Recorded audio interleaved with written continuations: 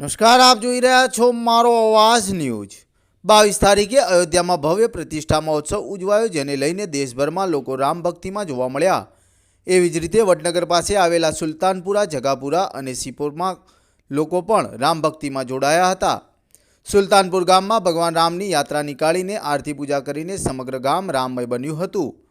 તેમજ જગાપુરામાં પણ રામ રેલી કરીને આરતી, મહાઆરતી, રામધૂન કરીને સમગ્ર ગામ રામ રામના નારાથી ગુંજી ઉઠ્યું હતું।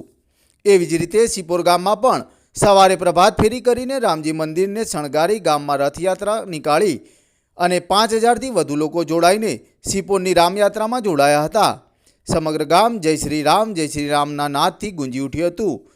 દરેક સમાજના લોકોએ આ રામયાત્રામાં ભાગ લીધો હતો।